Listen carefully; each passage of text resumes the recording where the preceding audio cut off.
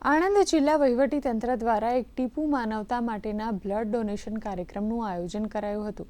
આ blood donation કેમ્પમાં 250 unit એકત્રિત કરવાનું આયોજન કરવામાં આવ્યું છે। આ સમયે જિલ્લા કલેક્ટર પ્રવીણ ચૌધરી અને ડીડીઓ દેવહૂતિ અને રેડક્રોસમાંથી શૈલુ પટેલ ઉપસ્થિત રહ્યા હતા।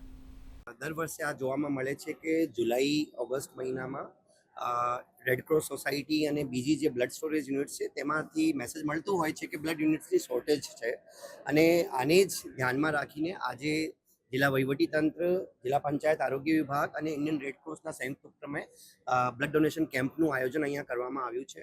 એમાં વિવિધ કોલેજીસ, વિવિધ ઇન્સ્ટિટ્યૂટ્સના પણ બધાને સંપર્ક કરીને અને અત્યારે પણ અહીંયા પણ અમુક ઇન્સ્ટિટ્યૂટ્સ તરફથી ખૂબ સારી સંખ્યામાં યુવાનોએ આવ્યા છે બ્લડ ડોનેટ કરવા માટે। આપણે જાણીએ છીએ કે blood donation is life donation, રક્તદાન જીવનદાન છે।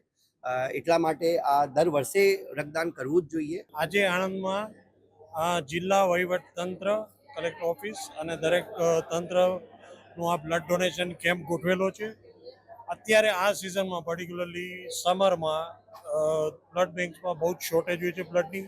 કોલેજો ચાલુ હોતી નથી એટલે સ્ટુડન્ટ્સનો કેમ્પ થતા નથી હોતા। આટલી બધી ગરમી લીધે કોઈ પણ કેમ્પ થાય છે તો ત્યાં આગળ ફ્લો બહુ ઓછો હોય છે એટલે બહુ ઓછું કલેક્શન થાય છે અને બ્લડની રિક્વાયરમેન્ટ ડે બાય ડે વધતી જાય છે।